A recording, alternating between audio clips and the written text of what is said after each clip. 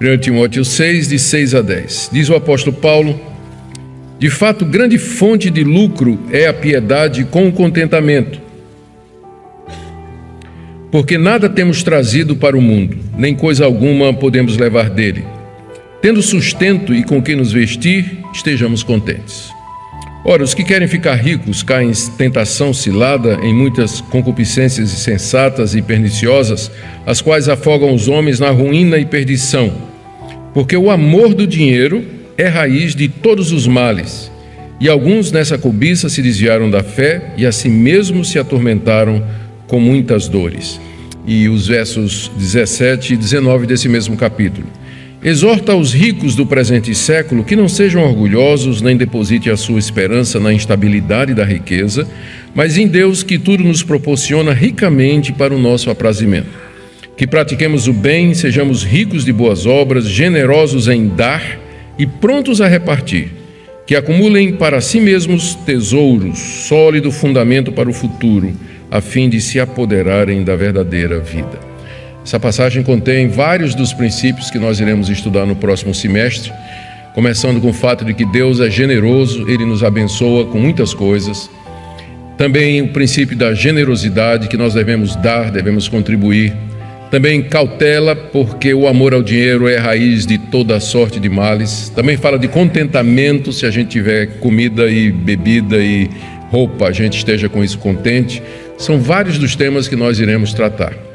Vamos orar então, pedindo que o nosso Deus nos ajude agora, para que esse momento seja de orientação, preparação da igreja para os planos que nós temos para a sua edificação semestre que vem. Pai querido, esse assunto é tão importante e mexe com nossa vida. Nós sabemos, ó Deus, como o dinheiro tem esse poder extraordinário de abençoar, amaldiçoar, destruir a vida das pessoas de um jeito ou de outro, ou de fazer o bem. Por isso nós pedimos que o Senhor nos dê a visão bíblica correta sobre propriedades, bens, recursos, dinheiros, oferta, dízimos, tudo isso, Senhor, que envolve esse assunto tão importante e crucial. Abençoa-nos, guia-nos, pedimos em nome de Jesus. Amém. Muito bem. Como eu disse aos irmãos, nós temos 17 lições, todas elas girando em torno do tema Deus, você e o dinheiro. As lições elas serão disponibilizadas no formato de PDF, porque a editora Vida Nova tomou interesse no material que eu fiz e então eles pegaram e vão fazer um livro. Eu creio que até o final do ano o livro vai ser publicado e nós estamos vendo com a Vida Nova se a gente consegue assim um negócio para os membros da nossa escola dominical adquirirem o livro assim a preço de banana, né? Inclusive com um autógrafo que sai gratuito, nós não vamos cobrar absolutamente nada. Então vocês vão receber esse material, mas primeiramente eletronicamente, tá? No sistema de PDF, que é um arquivo não editável, que você vai poder acessar através do seu celular, através do laptop, do tablet, enfim, que meio eletrônico você tiver. Nos casos bem específicos de gente que é ruim de tecnologia, não sabe o que é PDF, não sabe o que é celular, não sabe o que é nada disso, então a gente pode dar o jeito de uma cópia impressa. E aí, essas exceções, você pode falar com o presbítero Esdras, se você tem realmente dificuldade em acompanhar eletronicamente. Mais adiante o livro estará à disposição para todos aqueles que o desejarem. A primeira lição é sobre Deus e o dinheiro. E essa lição, ela tem 2 pontos principais. Primeiro, ela procura demonstrar à luz da Bíblia que tudo que existe é de Deus. Tudo que existe é de Deus. Tudo que nós temos, o que somos, as riquezas do mundo, as riquezas das nações, as jazidas de petróleo, toda a realidade que nós conhecemos e a qual temos acesso, ela é de Deus, primeiro por direito de criação. Deus, sendo o criador de todas as coisas, Ele possui tudo aquilo que Ele criou. E isso lhe dá o direito de fazer, com tudo que existe no mundo, aquilo que Ele quiser. Por isso que Ele dá riquezas a um, dá menos riquezas a outros. Ele abençoa com bens uma pessoa, um país, uma nação, abençoa outras com menos, ou com quase nada, dependendo da sua vontade soberana. Mas esse ponto nós temos que reconhecer que todos os bens do mundo, toda a riqueza é de Deus, porque Ele é o Criador. E não somente porque Ele é o Criador, mas por direito de capacitação, porque a resposta que alguém pode dar para isso é: bom, Deus pode ser o dono de tudo, mas eu trabalhei. Isso que eu tenho, eu consegui através do meu esforço, através da minha dedicação. Sim, mas você fez isso porque Deus lhe deu saúde, Deus lhe deu oportunidade, Deus lhe deu condições de você ter uma educação, de ter um diploma. Ele abriu portas, a providência de Deus guiou todas as coisas. Ou seja, quer por direito de criação, quer por direito de capacitação, no final, tudo que temos e somos provém da parte de Deus. Esse é o ponto fundamental. Eu não sou dono de nada. Nós somos apenas mordomos abençoados, encarregados da parte de Deus de cuidar dos bens que Ele nos deu. Segunda parte da lição é que Deus tem um plano para os bens do mundo. Deus tem um plano para todos os seus tesouros, riquezas que Ele generosamente, graciosamente compartilha conosco. E esse plano tem 4 pontos. Primeiro, suprir as nossas necessidades. Esse Deus maravilhoso, gracioso, que é dono de tudo, Ele permite que nós tenhamos bens para que as nossas necessidades básicas de sobrevivência sejam supridas. Nós precisamos comer, precisamos nos vestir, precisamos andar, precisamos nos locomover, precisamos cuidar dos nossos filhos, prover para a nossa família. Então, o primeiro alvo de Deus em nos dar esses bens é que nós supramos as nossas necessidades. Em segundo lugar, Deus nos concede bens para que nós possamos abençoar outras pessoas. Através de nós, Deus quer que parte dos bens que Ele nos dá sejam usados para benefício de outras pessoas. Dependendo da circunstância, nós somos aqueles que abençoam ou somos aqueles que somos abençoados por outros que nos ajudam com os bens que eles receberam. Mas isso faz parte do plano de Deus. Em terceiro lugar, o plano de Deus para o dinheiro inclui o sustento da sua obra aqui nesse mundo. Deus podia ter mandado anjos, Deus podia fazer chover dinheiro do céu, mas Ele determinou que o avanço do Evangelho, da igreja e do conhecimento dele fosse feito através da obra missionária, através de esforços e planejamentos que custam dinheiro. Custa dinheiro você abrir uma igreja, custa dinheiro você mandar um missionário, custa dinheiro você começar um ponto de pregação. Bíblias custam dinheiro, livretos custam dinheiro, folhetos para distribuição, manter sites na internet com mensagens evangelísticas, isso custa. Então, um dos projetos, planos de Deus, que é dono de tudo, é que o seu reino seja avançado através dos recursos que Ele nos dá. E por último, o plano de Deus para o dinheiro é que, através do dinheiro, Deus desperta a nossa gratidão. Quem é que não fica feliz quando recebe o contra-cheque no final do mês, né? Quando recebe, ou chega o dinheiro da aposentadoria. Oh, Deus, chegou na hora certa, né? Obrigado, Senhor. Ou então você recebe algum mimo, alguma piscadela de Deus, uma cortesia do Todo-Poderoso, alguma bênção que chegou na hora certa, aquele amigo que de repente resolve lhe abençoar com alguma coisa, e tudo isso provoca gratidão no nosso coração. Uma das maneiras que Deus usa para que o seu povo seja grato é exatamente o desfrute dos bens que Ele concede ao seu povo graciosamente, uma vez que Ele é dono de tudo. Então, essa é a primeira lição.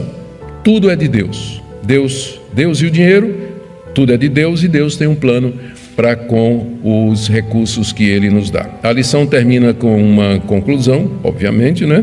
E 3 perguntas para você refletir, levar para casa para pensar. A segunda lição é baseada em Mateus capítulo 6, 19 a 34. Queria que você abrisse aí.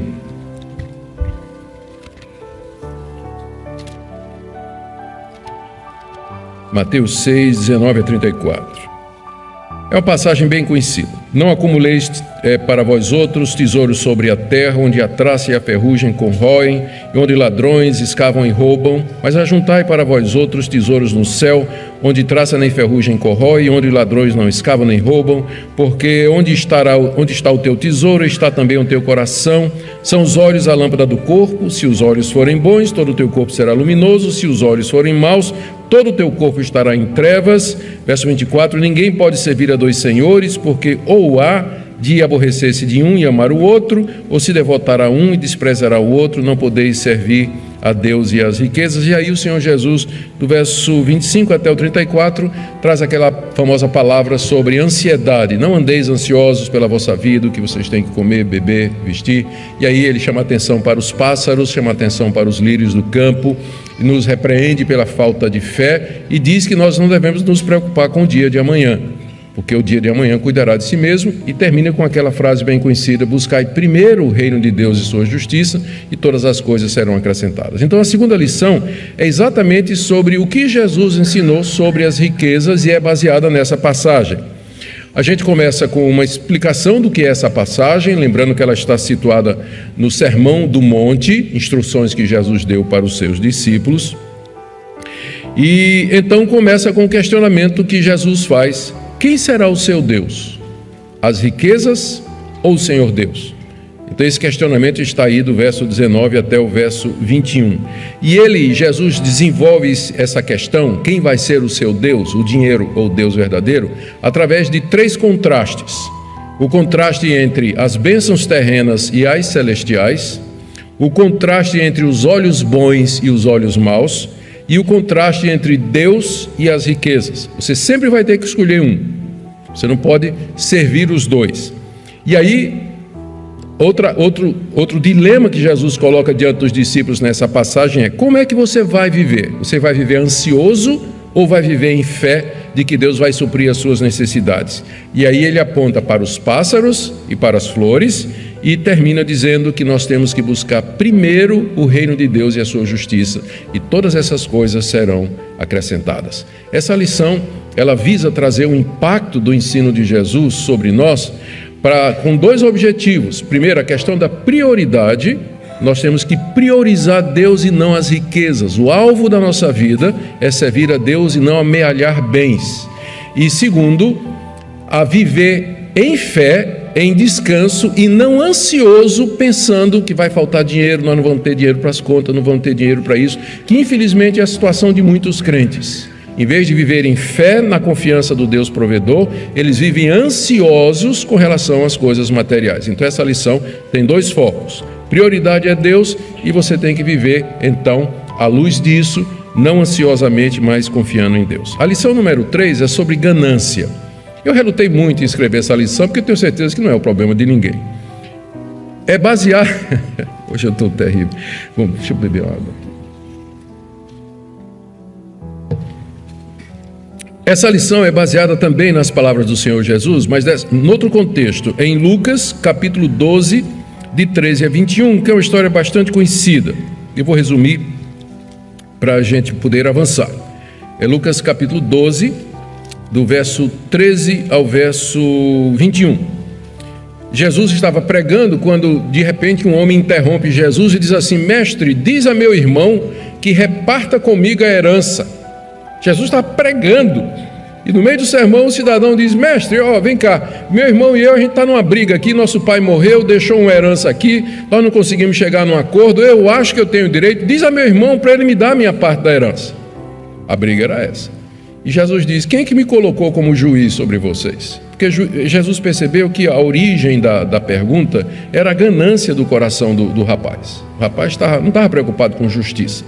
O negócio dele é que ele queria a parte dele da herança. Era, de fato, a ganância, né?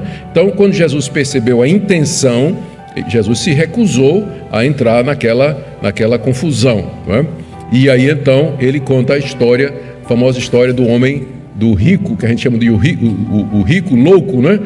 Ele conta essa parábola de um homem cujas propriedades produziram, era provavelmente um dono de terra, né? As terras produziram em abundância muito trigo, ele não tinha mais onde guardar, os armazéns já estavam estourando, ele mandou derrubar tudinho e fazer outros maiores ainda para poder guardar toda aquela riqueza, acumular todos aqueles bens. E aí então, quando tudo estava pronto, ele olhou e disse: muito bem, falou com ele mesmo, com a sua alma: alma, você tem em provisão aí para muitos anos, come, bebe, regala-te. E uma voz do céu disse: louco, Hoje à noite pedirão a tua alma, e o que tens preparado, para quem será? Essa é a parábola e história que Jesus contou, e a lição número 3 é sobre isso, o pecado da ganância. Então começa explicando os motivos do irmão ganancioso, por que é que ele queria que Jesus se envolvesse. Segundo a advertência de Jesus, cuidado com a avareza, que está aqui no verso 15, recomendou Jesus: tende cuidado e guardai-vos de toda e qualquer avareza, porque a vida de um homem não consiste na abundância dos bens que ele possui. Depois o Senhor Jesus fala do rico louco. Por que ele era rico? Por que ele é louco? Porque aos olhos humanos, não está certo, ele conseguiu uma aposentadoria tranquila, passou a vida toda trabalhando, estava na hora de desfrutar os bens. O que é que pode estar errado com isso? Por que Jesus fala dele negativamente?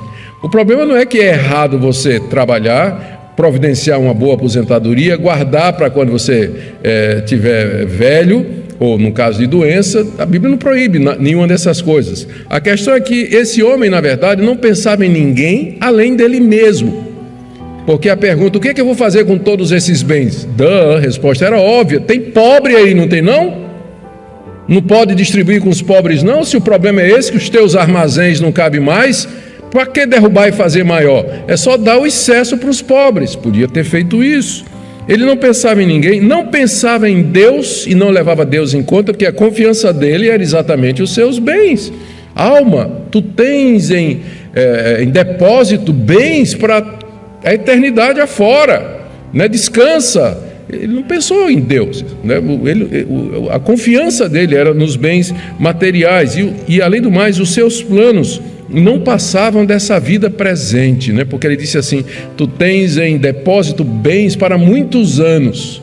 Sim, mas a vida não acaba com os muitos anos, existe depois a vida eterna. Ele passou a vida toda se preparando para a velhice, esquecendo que depois da morte é que tem o que vale, né? O que vai ficar, não é? É de fato o que vem depois da morte. E ele não fez preparação absolutamente nenhuma. Por isso que ele é chamado do rico doido. E é doido mesmo. A pessoa que passa a vida toda correndo atrás de riqueza, de bens, cuja confiança está nisso, que não pensa nos outros, não pensa em Deus, então só pode receber mesmo esse nome. Então, essa lição, que é a lição número 3, o título é O Rico Louco, a ganância, e é baseada nessa parábola de Jesus, e o alvo da lição é curar o nosso coração, ou pelo menos nos despertar para ver se existe avareza no nosso coração, se a gente vive dessa forma materialista, né, pensando sempre em nós. A quarta lição é sobre a teologia da prosperidade. Nós começamos com uma explicação da teologia da prosperidade, como é que ela surgiu. A teologia da prosperidade, ela é ensinada em muitas igrejas hoje, principalmente as igrejas neopentecostais, e consiste basicamente em dizer que Deus nos abençoa materialmente na proporção em que nós damos para a igreja. Então, já que esse é um princípio bíblico, nós podemos estabelecê-lo como certo.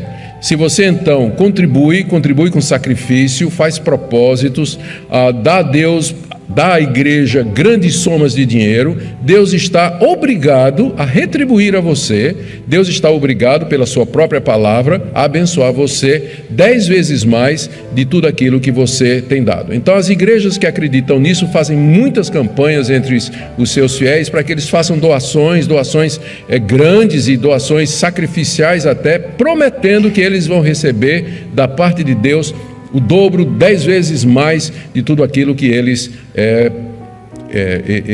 tiverem dado.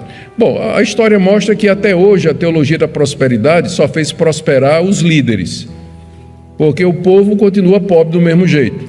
Nós somos quase metade da população brasileira é evangélica, né? Estou sendo generoso, um terço da população evangélica, um pouco mais, segundo estimativas aí, realmente é evangélica. Só que esses evangélicos, 70% são de igrejas neopentecostais, como a Igreja Universal, a Mundial do Poder de Deus, e todas essas igrejas onde isso é praticado. E às vezes até igrejas pentecostais, a Assembleia de Deus, às vezes tem se deixado levar Não todas, mas algumas igrejas assembleianas, elas têm sido levadas por isso. Então, na verdade, a grande maioria dos evangélicos no Brasil é ensinada na doutrina da prosperidade. Se essa doutrina da teologia da prosperidade fosse verdade, o Brasil não seria o país pobre que é. A população não estaria sofrida como está hoje. Então, a própria realidade mostra que é um embuste. É um embuste. Agora, como toda heresia, a teologia da prosperidade diz algumas coisas certas e depois diz as coisas erradas. E aí, no estudo, nós vamos ver em que é que ela acerta e em que é que ela erra. Então, por exemplo, a teologia da prosperidade acerta quando diz que Deus dá bens materiais. Está certo, a Bíblia diz isso. Mas erra quando diz que Deus quer dar bens materiais a todos os seus filhos. Aí é que está o erro, porque Deus não promete isso na Bíblia.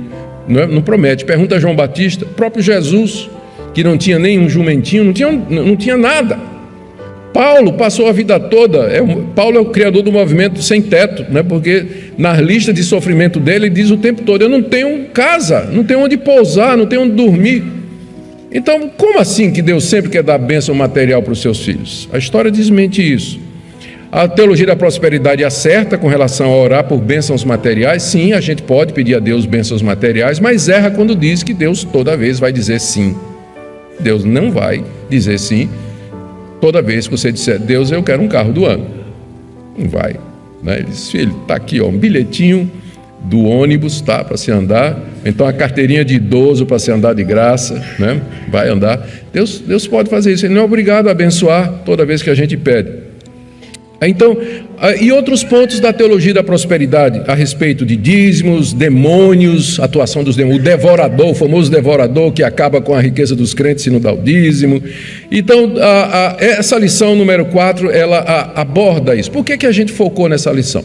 Porque a nossa igreja tem recebido queridos irmãos que vêm de igrejas onde eles aprenderam esse tipo de teologia. Então é preciso desconstruir, né? Precisa um processo de limpeza, né, na cabeça, uma limpeza, varrer o lixo teológico, né, que foi acumulado, para que então eles possam ter uma visão mais clara a respeito disso. A lição número 5 é sobre mordomia cristã. Então, primeiro é preciso esclarecer aqui que mordomia cristã não tem nada a ver com as mordomias dos políticos que tanto são criticadas aí nas redes sociais, não é? A mordomia é um termo que a gente usa, é fácil ilustrar, pensa no mordomo. Mordomo é alguém que é encarregado de cuidar de uma casa e ele tem acesso a todos os cantos da casa, todos os cômodos e móveis e tudo, e a despensa. Então ele gerencia os bens do seu patrão e ele é responsável por aqueles bens.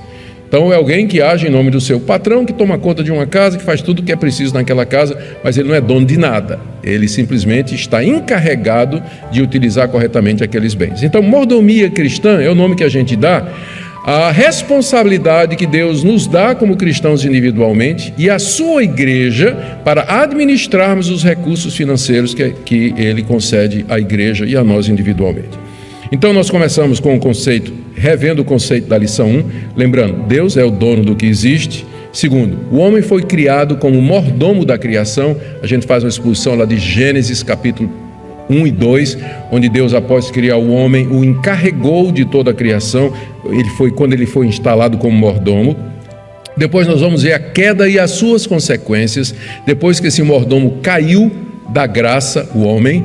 Então, de que forma a queda, o pecado afetou a visão do homem com relação aos bens. Ele já não se vê mais como mordomo, mas como dono. O homem se vê, a humanidade se vê como dona dos recursos, não é? Então, perdeu essa ideia de mordomia, de que nós somos encarregados e não donos. E aí então nós entramos no ensino bíblico sobre nossas responsabilidades, mesmo depois da queda. E aí nós tratamos da mordomia do tempo, porque o tempo é um dos bens mais preciosos que Deus nos deu. Lembra daquele versículo da Bíblia, tempo é dinheiro? Não? É porque não está na Bíblia, né? Na verdade é um provérbio, né? Mas ele reflete bem isso, tempo é dinheiro. Então um dos maiores bens que Deus nos dá é tempo. E como é que nós administramos o tempo? O Facebook está aí para provar no dia do juízo que muita gente não orava, não era por falta de tempo não. Deus vai, né? Deus está está lá com seu perfil, né? Ele vê, ele segue você, pode ter certeza, né? Ele segue você. Então, mordomia do tempo, mordomia do corpo. Deus, outro bem que Deus nos deu é o nosso corpo. Como é que nós cuidamos do nosso corpo? Existe toda uma teologia do corpo dentro da Escritura Sagrada, a gente fala disso, e mordomia dos nossos recursos. E aí a gente aprofunda um pouco mais. 3 pontos aqui: reconhecer que nada nos pertence, usar os bens materiais para a glória de Deus e contribuir para a obra de Deus. Isso faz parte, então, da mordomia cristã. Essa foi a lição número 5, que tem como alvo nos despertar para aquilo que Deus nos fez na criação. Nós somos os gerentes de Deus e responsáveis por tudo aquilo que Ele nos deu. A lição número 6 e a lição número 7 são 2 exposições na segunda carta aos Coríntios, capítulo 8 e capítulo 9, respectivamente. Ali naqueles 2 capítulos, Paulo trata de princípios de contribuição junto à igreja de Corinto, porque ele estava levantando uma coleta em favor dos pobres da região da Judéia. E os coríntios tinham prometido que iam contribuir, e o tempo já passava um ano, já tinha passado um ano, e zero, não tinha contribuído com nada. Paulo então manda uma comissão lá, encabeçada por Tito, para encorajar os coríntios, e ele planeja depois fazer uma visita, tudo isso com o propósito de fazer com que a igreja de Corinto contribuísse generosamente para uma oferta que estava sendo levantada para os pobres. Então, nos 2 capítulos, nós temos 12 princípios a respeito de contribuição. Então, na lição 6, que trata do capítulo 8, a gente vai ver: contribuir é graça, não é um fardo, é o que Paulo ensina. Essa graça de contribuir não é só para quem tem, mas também para quem não tem. Pobres e sofredores também podem contribuir, participar dessa graça. Terceiro, contribuição e consagração andam juntos. A razão pela qual muitos não contribuem é porque não são consagrados, segundo aquele princípio de que a parte do homem mais difícil de converter é o bolso. Se o bolso do homem se converteu, então o resto já está convertido, pode ter certeza. Mas a última parte que se converte é o bolso. É a história de Zaqueu, né? A história de Zaqueu. Então, contribuição e consagração andam juntos. 4º princípio: boas intenções não bastam. Nós temos que colocar em prática aquilo que nós prometemos com relação à contribuição. 5º princípio: devemos contribuir de acordo com as nossas posses. Deus não vai tirar o couro de ninguém, nem tirar o pão de cada dia de você. A gente contribui de acordo com as nossas posses. E aí entra na lição 7, que é a continuação. Não deveria ser necessário falar sobre contribuição, porque seria uma coisa natural da vida da igreja. Entretanto, às vezes, por conta da dureza do coração do povo, da demora, é preciso instruir a igreja sobre isso. 7º princípio: igrejas que contribuem são estímulo para outras. Paulo fala do exemplo da igreja de Corinto, que estimulou as igrejas da Macedônia. 8º princípio: líderes ficam envergonhados quando suas igrejas não correspondem generosamente à graça de Deus. Paulo mesmo estava dizendo: estou com vergonha, que eu estou mandando uma comissão aí levantar oferta, e se for michuruca, eu vou passar vergonha, porque eu disse que vocês eram uma igreja, generosa, e vocês então vão me fazer passar por mentiroso. Paulo está preocupado com isso, né? E os líderes em geral também. Outro princípio: havemos de colher o que nós plantamos. Paulo fala aí em 2 Coríntios 9.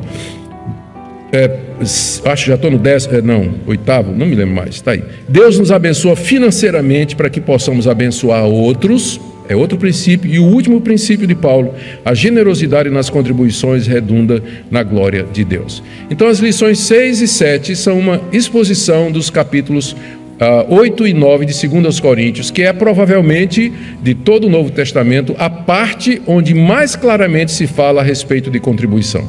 É graça, é privilégio, é para pobres, é para quem está passando por dificuldade.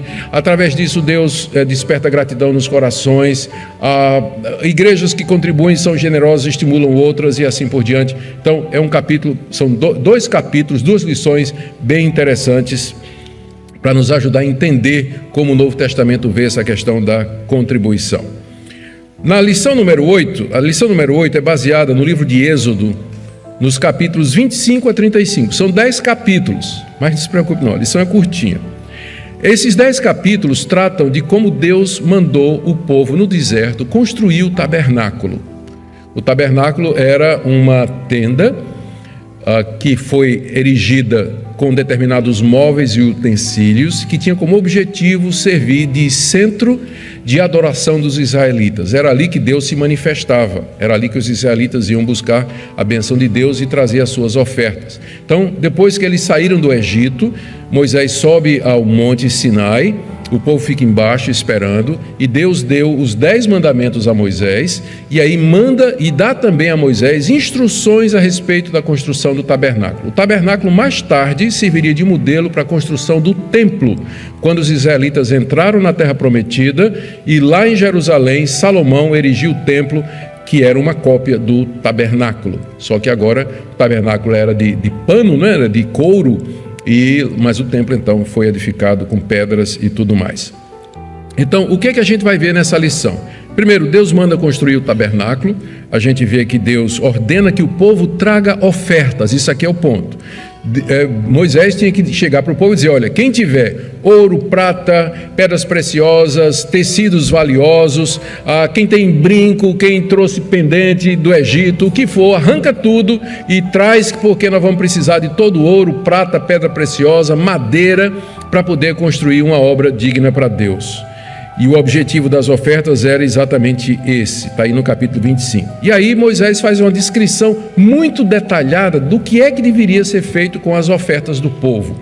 É importante para a gente, para ver em que é que o dinheiro seria gasto, né? Para o povo não estar dando assim, mas o que é que vai acontecer? Esse dinheiro vai ser usado em quê? Aí Deus diz a Moisés, diz ao povo: olha, vai ser nisso aqui. Aí traz os itens do tabernáculo, que inclui a arca, candelabro, altar do incenso, altar de holocausto, o mar de bronze e as cortinas, os utensílios para o braseiro para poder queimar a carne dos animais. Tudo é dado em detalhes ali, para saber em que é que o dinheiro que foi levantado do povo haveria de ser usado. E aí o significado. O que é que significa? Por que um altar? Por que um altar de incenso? Há um propósito em tudo aquilo. Não era apenas suntuosidade, mas para cada item do tabernáculo há um significado, e a gente vai ver, aponta tudo para Jesus Cristo e a obra dele na cruz do Calvário. Por isso que hoje nós não temos mais esse tipo de coisa. Mas, por quê? Porque já se cumpriu na pessoa de Cristo Jesus. Depois Moisés fala da mão de obra para o tabernáculo. Quem é que vai trabalhar? E aí Deus levantou pessoas no meio do povo que tinham habilidade, artesãos, mulheres que sabiam costurar, pessoas que sabiam lavar, marceneiros, pessoas que trabalhavam em talhes, que trabalhavam com ouro, ourives, todo esse pessoal. Deus deu talentos no meio do povo para que então pegassem essas ofertas, as dádivas do povo, e transformassem naquilo que deveria ser feito. Mas o ponto principal dessa lição aqui é a generosidade do povo de Israel, que é tratada no capítulo 35. O texto diz que o povo, quando viu os planos, ouviu o apelo de Deus, viu os planos, o que é que ia ser feito, o povo começou a trazer. E começou a trazer. E trouxe, até que os ajudantes chegaram para Moisés e disseram assim: Moisés, manda o povo parar, porque já tem demais. Esse é o quadro, assim, é o sonho de consumo de todo pastor. O diácono chegar e dizer: pastor, manda o povo parar de contribuir, porque não sabe o que fazer com tanto dinheiro, vive sonhando, a gente vive sonhando, os pastores sonham com esse, o sonho de consumo dos pastores, é isso aí. Em vez de ficar agarrando no pescoço dos membros, para contribuir, os membros então trazendo a ponto de dizer: gente, pode parar, não precisa mais não, já temos mais do que suficiente. Pois é. Foi o que aconteceu lá no deserto. A generosidade do povo de Israel foi tão grande que Moisés teve que mandar o povo parar, porque tinha mais do que suficiente para a construção e manutenção. E a pergunta é: de onde veio tanto dinheiro, de onde veio tanta coisa a ponto de ter mais do que suficiente? Eles estavam no deserto, eles eram escravos lá no Egito, era um povo que era escravo. De onde veio toda aquela riqueza que é descrita lá nos capítulos de 25 a 35 de Êxodo? A resposta é: você dá uma lidinha lá no dia da saída do povo de Israel do Egito, quando Deus disse a Moisés: diz ao povo de Israel especialmente as mulheres, que falem com suas patroas e peçam dádivas, peçam presentes, peçam bens, alguma coisa, porque vocês estão saindo. E diz lá que as mulheres israelitas e o povo em geral chegou para os egípcios o termo que a Bíblia diz lá é que Israel despojou os egípcios. Pegaram as riquezas do Egito e levaram com eles quando atravessaram o Mar Vermelho e quando estava no Sinai. Então toda essa riqueza aqui Deus já tinha providenciado bem antes de começar a construção, né? Deus que conhece todas as coisas. A generosidade do povo foi antecedida pela generosidade de Deus. Diz lá o texto que Deus moveu o coração dos egípcios. E os egípcios voluntariamente deram bens, prata, ouro, para aqueles que tinham sido seus escravos, de forma que eles não saíram de mão vazia do Egito. E o ponto é que o nosso Deus supre. Ele dá as condições para que nós sejamos generosos. Nós podemos contribuir mais do que pensamos, porque olha para trás o quanto Deus já supriu e quanto Deus já não deu para vocês. Esse é o ponto da lição número 8. Como é que eu estou aqui no horário? Não estou seguindo. Tem mais uns 50 minutos mais ou menos. Não. Estou correndo aqui. Lição número 9, aquele meu projeto de dizer que tem sintético, não está falando nada, né? A lição número 9 é sobre mercadores da fé. E eu gostei muito de escrever essa lição, tive que pesquisar bastante. A minha ideia era mostrar que sempre houve, através da história do cristianismo, mercenários que se aproveitaram da fé do povo para arrecadar dinheiro. Aí eu começo mostrando no período apostólico, como já na época dos apóstolos, eles já tinham que enfrentar falsos mestres que queriam ganhar dinheiro manipulando o evangelho. Depois eu passo para a Idade Média e eu vou enfocar as relíquias, que durante a Idade Média, relíquia era resto de santo, osso de santo, cabelo de santo, e tem muitas relíquias, pedaço da cruz de Jesus. Calvino disse que na época dele, que se fosse reunir os pedaços da cruz de Jesus que eram vendidos pela Igreja Católica, dava para encher um navio de cruzes. Né? Frasco com leite da Virgem Maria, relíquia, né? Frasco com leite da Virgem Maria. O mais famoso é o Santo Sudário, né? É supostamente o lenço que cobriu o rosto de Jesus. Então a Igreja Católica ganhou muito dinheiro em cima de relíquia, porque botava as relíquias num santuário e o pessoal vinha fazer peregrinação, né? Para tocar naquela relíquia, pegar um milagre. Então, na Idade Média, as relíquias, depois as imagens de santos, de Deus, que foram usadas na Igreja Católica, também santeiros, né, cria a profissão de santeiro, fabricar imagem, já era desde a época de Paulo, quando ele estava lá em Éfeso, tinha o santeiro lá que fazia as imagens de Diana, né, ganhava dinheiro fazendo isso, e Paulo deu um prejuízo lá, né, por isso se complicou, mas os santeiros continuaram, o santeiro cristão durante a Idade Média fazendo imagem ganhando dinheiro. A doutrina do purgatório e das indulgências, ou seja, para você não passar muito tempo no purgatório, se você pagar a missa, né, há um preço a ser feito por uma missa ou qualquer outra coisa, você abrevia seu tempo no purgatório ou o tempo de algum parente, daí a missa de 7º dia. Então todas essas doutrinas que surgiram na Idade Média sempre tinham como objetivo a arrecadação. E aí eu entro no campo protestante, nas igrejas, que são essas igrejas neopentecostais, que fazem a mesma coisa da Igreja Católica. É óleo ungido, é água benta, é sal grosso, é ramo de arruda, é aquela lacinho de fitinha de Deus e tudo mais, que são vendidos nessas igrejas.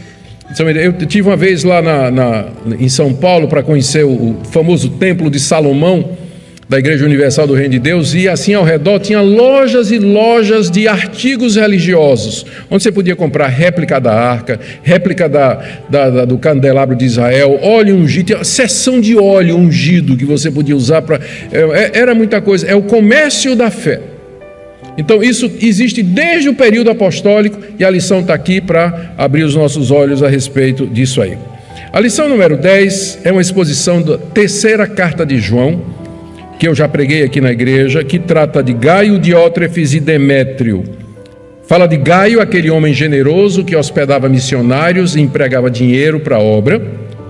Fala de Diótrefes, o ambicioso, que era inimigo desse tipo de coisa e queria impedir a obra de Deus, e Demétrio, o fiel, que era um desses missionários que Deus usava. O ponto da lição é mostrar que no período apostólico, as missões só puderam acontecer por conta de pessoas como Gaio, que eram generosos e que contribuíam financeiramente para pessoas como Demétrio, que eram enviados para pregar o evangelho em lugares distantes. A lição número 11 é baseada em Efésios 4:28, que diz assim: aquele que furtava, não furte mais, trabalhe com as mãos fazendo o que é bom, para que tenha com que acudir ao necessitado. Então o título da lição é Como Adquirir Bens. Então, primeira parte, aquele que furtava, não furte mais. Primeiro subtítulo, crente ladrão. Vocês vão gostar dessa lição. Crente ladrão. Segundo, furto brota do coração. Terceiro, ladrões perdoados. Que bom, né? Pode ser perdoado, desde que pare. Bom, a segunda parte da lição, trabalhe com as mãos fazendo o que é bom. Aí, preguiça e roubo andam juntos. Trabalho é o caminho ordenado por Deus, trabalhe fazendo o que é bom. E por fim, para que você tenha com que acudir ao necessitado, não devemos negligenciar nossa família e trabalhar para ajudar os outros. É uma exposição de Efésios capítulo 4:28, Deus mostrando de que maneira a gente e por que a gente deve adquirir bens. Não adquirir com roubo, mas com trabalho, adquirir para abençoar-nos e também abençoar o próximo. E finalmente a lição que todos estavam esperando. O dízimo no Antigo Testamento. Lição número 12. Então nós vamos mostrar que o dízimo era adoração. Segundo, que o dízimo ele já era praticado antes da lei, o caso de Abraão e de Jacó. E aí entraremos como era o dízimo na lei de Moisés. O dízimo era dado de quê? 10% de quê exatamente? E para quem era dado o dízimo? E onde o dízimo deveria ser entregue? E quando os israelitas deveriam entregar o dízimo? E aí entramos naquela famosa passagem de Malaquias: roubará o homem a Deus? Onde então Deus diz: vocês estão me roubando no dízimo e oferta. E aí perguntamos até que ponto isso tem aplicação para o cristão. E a lição número 13 é o dízimo no Novo Testamento. Então nós na lição começamos dizendo que o dízimo não começou com a lei de Moisés. Fazemos um estudo sobre os primeiros cristãos e os dízimos, e em que os recursos dos cristãos eram usados, sustento da obra e cuidar dos pobres, e as referências no Novo Testamento sobre dízimo, especialmente aquela de Jesus aos fariseus: vocês deviam não somente dar o dízimo, mas também praticar misericórdia, etc. E a passagem de Hebreus que diz que Abraão pagou dízimos a Melquisedeque, ou em outras palavras, a Cristo. E terminamos dizendo que o dízimo não é lei, é graça. Dízimo não é lei, mas é graça. Capítulo 14 é o capítulo sobre combatendo a ansiedade, é baseado em Filipenses capítulo 4, de 6 a 9. Nós começamos definindo o que é ansiedade e o que é que nos deixa ansiosos, e as 3 orientações que Paulo dá para enfrentar a ansiedade. Primeiro, orando corretamente. Segundo, pensando corretamente. E terceiro, vivendo corretamente. O alvo da lição é nos ajudar a nos livrar da ansiedade com relação ao futuro, aos bens e tudo mais. Lição número 15, falta só 3, estou terminando, é baseada no livro do profeta Abacuque. É todo o livro do profeta Abacuque, numa lição só. O título é Ainda que a figueira não floresça. O livro examina a crise de fé do profeta Abacuque quando ele viu o desastre que ia acontecer com a nação quando Deus enviasse a Assíria para invadir Israel. Por que Deus ia fazer isso com o seu povo? A crise ficou pior porque ele orava e Deus não respondia. E quando Deus respondeu, ele não gostou da resposta. E aí entrou em crise de novo, porque Deus ia usar a Síria para castigar Israel. O pior que Israel fosse era o povo de Deus. Os assírios eram pagãos. Deus usa o mal? Como é que Deus é o autor do mal? Aí ele entra nessa crise. E finalmente então Deus lhe dá uma resposta de que ele vai punir os assírios. E aí o coração de Abacuque descansa, e ele termina o livro com aquela frase pela qual o livro é conhecido: ainda que a figueira não floresça, que não haja fruto na vide, o produto do campo minta e não haja fruto na oliveira, ainda assim eu me alegrarei no Senhor e regozijarei no Deus da minha salvação. Quer dizer, apesar de que eu vou perder tudo que eu tenho, e ele ia mesmo, né? Na invasão os israelitas perderam tudo que tenho, ainda que Deus tire tudo de mim, todos os meus bens, eu não perderei a confiança nele, eu continuarei a me alegrar em Deus. Então é uma lição sobre contentamento em momentos de crise, momentos difíceis, quando você perde seus bens, perde a renda, a fonte de sustento e tudo mais, perde a saúde. Então o livro de Abacuque, ele é usado exatamente para nos trazer essa felicidade aí, na hora de dificuldade. A lição 16 é a responsabilidade social da igreja. Aqui nós fazemos, é mais uma lição histórica, a gente faz um apanhado do que é que João Calvino fez na cidade de Genebra quando a reforma protestante começou lá. A gente vai lembrar como era Genebra na época de Calvino, extremamente pobre, muitos analfabetos, doentes. Depois o ensino de Calvino, quando ele assume a cátedra para ensinar lá na Catedral de São Pedro, né, que era a igreja principal de Genebra. Então, o que é que Calvino ensinava sobre males sociais, o senhorio de Cristo e a restauração da sociedade, e o que ele ensinou sobre a responsabilidade da igreja. A igreja tem um ministério didático de ensinar os crentes a respeito da responsabilidade social e de advertir os governantes. Tem um ministério político, né, que é falar exatamente ao Estado a respeito das suas obrigações, e o ministério social, que é prover para os pobres e para os necessitados. E aí, lembrando o que é que Calvino fez em Genebra: abriu o primeiro hospital geral da Europa, pegou um convento de Santa não sei das quantas, e ele transformou no primeiro hospital geral, abriu a primeira escola primária gratuita da Europa para meninos e meninas, estudo João Calvino em Genebra. Os refugiados que vinham para Genebra, eles tinham 3 meses para aprender uma profissão, era proibido mendicância, que era mendigo, rua, ou aprendia uma profissão para trabalhar, ou ia embora, mas quem ficava em Genebra tinha que trabalhar, né? A pessoa que maravilha, né? Pessoas de maravilha. Então, Calvino colocou essas leis em Genebra, e Genebra funciona como, Genebra na época de Calvino funciona como um exemplo e um modelo do que é que cristãos esperariam da sociedade em termos de justiça social e implantação do cristianismo. Eu creio que vai ser uma lição que vai abrir os olhos para a gente ver que outras épocas da igreja enfrentaram os mesmos problemas que nós enfrentamos. A última lição é uma análise no livro de Provérbios sobre os bens materiais. O que é que os sábios de Israel nos dizem a respeito das riquezas dos bens materiais? Eles dizem: as riquezas vêm de Deus, sabedoria traz prosperidade, prosperidade é dada para o justo e generoso que honra o Senhor, sabedoria é melhor do que ouro e que prata, os tolos desperdiçam os seus bens, enriquecer de maneira fácil e ilícita no final não dá certo. Quais são os perigos da riqueza, as causas da pobreza? Então, tudo isso o livro de Provérbios fala, e a gente faz um apanhado, classifica esses versículos, e aí nós vamos ter uma base muito boa para todas estas coisas. Gente, é isso que a gente vai estudar no segundo semestre. Eu espero que você não vá embora da igreja, né? Se diz assim: eu só volto na igreja em janeiro do ano que vem. Não, você precisa estudar isso aqui.